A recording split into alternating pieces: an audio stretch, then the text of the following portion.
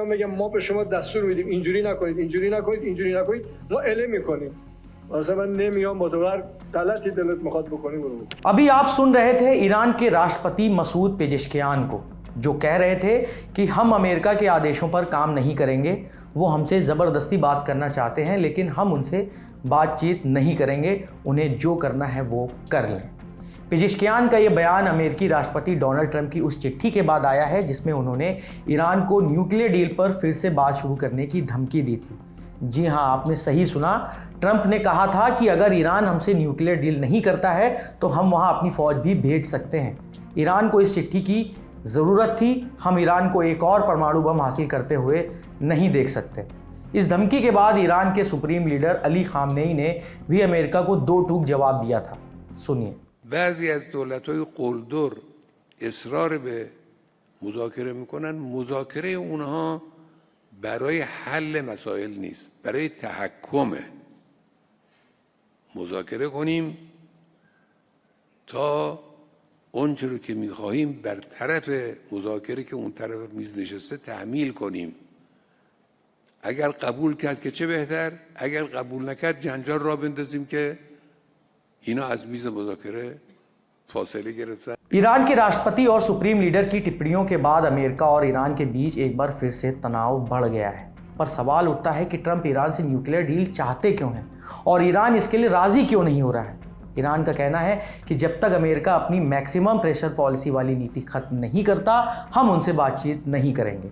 तो अब यहाँ पे सवाल आता है कि ये मैक्सिमम प्रेशर पॉलिसी है क्या।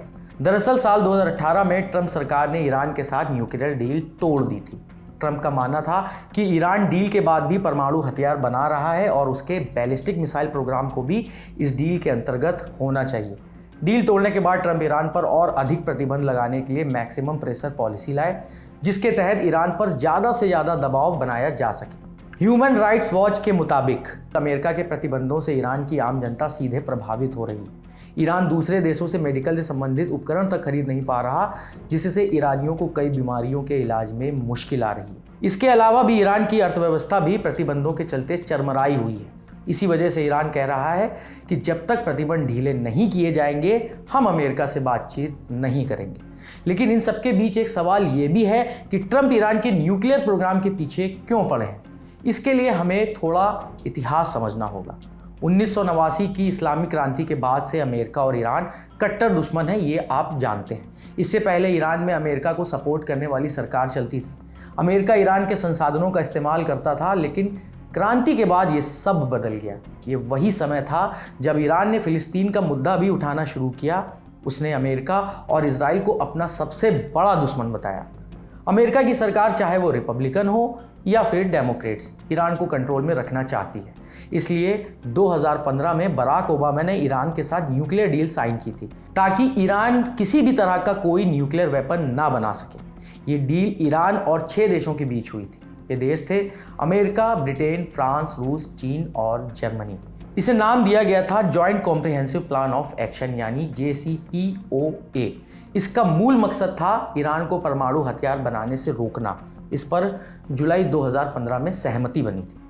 आपको बताते चलें कि परमाणु बम बनने के लिए यूरेनियम आयस को एनरिच करना पड़ता है, यानी उसको सेंट्रीफ्यूज की मदद से रिफाइन किया जाता है। रिफाइन के कुछ लेवल होते हैं। 3 से 5% तक रिफाइंड यूरेनियम का इस्तेमाल न्यूक्लियर पावर प्लांट्स में इस्तेमाल हो सकता है। ईंधन बनाने के लिए 20% या उससे ज़्यादा रिफाइंड यूरेनियम का इस्तेमाल रिसर्च रिएक्टर में किया जाता है। परमाणु बम बनाने के लिए यूरेनियम को 90% या उससे ज़्यादा रिफाइन करना पड़ता है। JCPOA से पहले ईरान में 2 यूरेनियम एनरिच प्लांट थे, नातांज और फोर्दो में। उसके पास लगभग 20,000 सेंट्रीफ्यूज थे। ईरान ने वादा किया था कि सेंट्रीफ्यूज की संख्या 20,000 से घटाकर 5,060 की जाएगी। यूरेनियम एनरिचमेंट को 90% से 4% पर लाया जाएगा। 2031 तक लो एनरिच यूरेनियम का स्टॉक 300 किलो तक रखा जाएगा और परमाणु एजेंसी IAEA के इंस्पेक्टर्स को न्यूक्लियर साइट्स का निरीक्षण करने दिया जाएगा। डील से पहले ईरान 2 से 3 महीने के अंदर एक परमाणु बम बना सकता था। इस अवधि को ब्रेकआउट टाइम कहते हैं। अमेरिकी एजेंसियों का कहना है कि ईरान के पास 8 से 10 परमाणु बम बनाने का सामान तैयार है। डील के बाद ब्रेकआउट टाइम बढ़ाकर 12 महीने हो गया।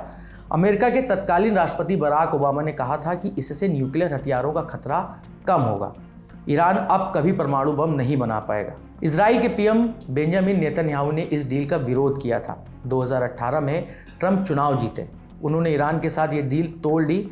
अब ट्रंप नए सिरे से ईरान के साथ ये बातचीत शुरू करना चाहते हैं ताकि ईरान की परमाणु क्षमताओं को रोका जा सके। इस खबर की स्क्रिप्टिंग और रिसर्च की है हमारे साथी साजिद ने। कैमरा संभाल रहे हैं ऋषभ, मैं हूं नीरज और आप देखते रहिए दी लल्लन टॉक।